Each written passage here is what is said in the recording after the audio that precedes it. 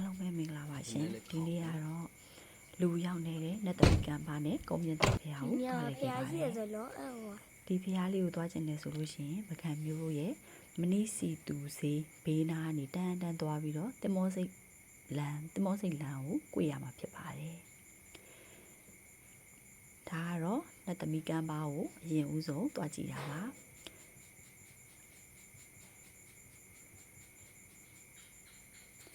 လူရောက်ပေါင်းနေဆိုရင်တော်တော်နေတယ်တည်င်းကျို့အလုပ်ပေးရတောင်မှအဲ့ဒီဖရားမှာကား2စီး3စီးလောက်ပဲရှိတယ်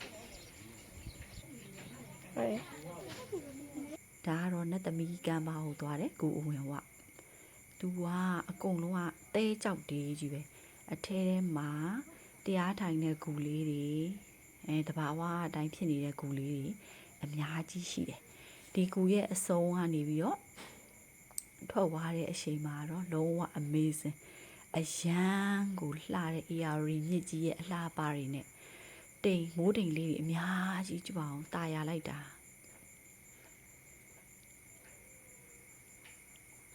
အရန်ကိုအေးချမ်းသွားတာအဲ့ဒီမှာဗာပြောမိလဲဆိုတော့ဖြာလေးတစ်ချက်ယူခဲ့ပြီးတော့အေးဆေးထိုင်ရမှာလို့ပြောမိကြတယ်လေကောင်းလေတန်လဲရတယ်လူရောက်ပေါက်လဲနေတော့တိတ်ဆိတ်ငြိမ်သက်ပြီးတော့အေးရီမြစ်ကြီးရဲ့အလှနဲ့မူကောင်းကင်ရဲ့အလှအရန်ကိုလိုက်ဖက်လွန်တယ်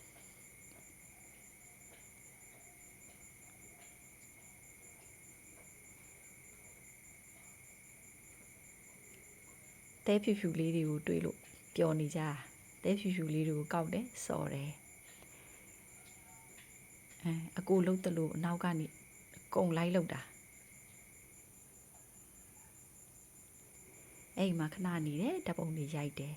ပြီးတော့ကိုရီးယားနေပြန်ထွက်ပြီးတော့ဒါကုန်းမြင့်တာဖရားကိုတက်မှာပါ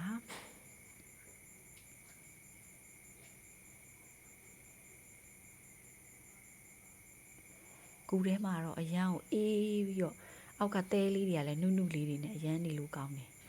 ဒါကတော့ကုန်းမြင့်တာဖရားကိုတက်တာပါတော်တော်မြင့်တယ်ပကံမှာဖရားပေါ်ဒီတက်လို့ရတဲ့ဖရားဆိုရင်ဒီတဆူပဲရှိမလားမသိဘူးဖရားပေါ်ဒီကျမတို့တက်ပြီးတော့ဓာတ်ပုံတွေရိုက်ခဲ့ကြတယ်Oh my god ဖရားပေါ်ကိုရောက်ခံနေရန်အောင်မောနေကြတယ်ဒါကတော့ဖရားပေါ်ကိုတက်ပြီးတော့ဓာတ်ပုံရိုက်တာလမ်းလေးတွေကအရန်နဲ့ကျင်းလို့ဗီဒီယိုတော့မရိုက်ဖြစ်ခဲ့ဘူးပြီးတော့ဒီမှာကလေတခုနဲ့တင်းထွက်နေတာကအဝေးကနေရိုက်လို့ရှိရင်ဒီမှာအဆောင်အရှောက်တွေတွေ့ရတယ်ဆိုပြီးတော့နာမည်ကြီးတယ်ဒါပေမဲ့အခုကျမတို့အစောကရိုက်ခဲ့တဲ့ဓာတ်ပုံရဲ့အနောက်မှာဆိုလို့ရှိရင်သူကအုတ်တီအင်္ဂရီတွေကနေပြီးတော့ဗောနော်အဝေးကနေလှမ်းကြည့်လို့ရှိရင်လူတယောက်လိုမျိုးလူတယောက်မတက်ရက်နေလိုမျိုးပေါ်နေတာအဲ့ဒါကြီးခဏအပန်းဖြေပြီးတော့ဖျားဖူးတယ်ပြီးတော့ပြန်ဆင်းခဲ့ကြပါတယ်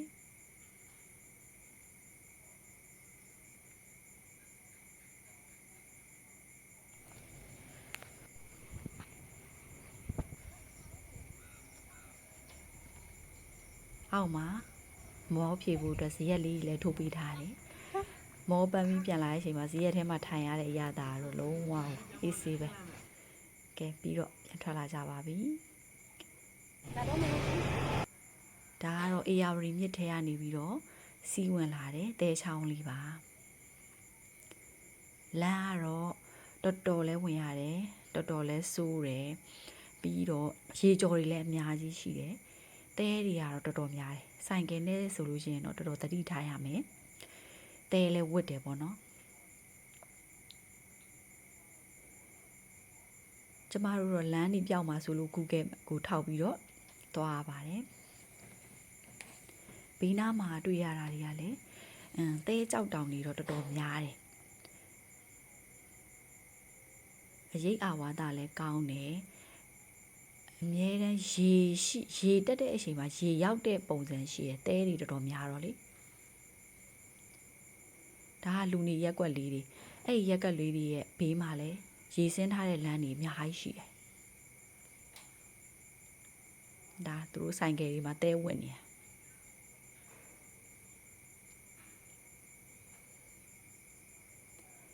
ဒါကတော့တင်မောစိတ်ကိုသွားတဲ့လမ်းမလေးပါ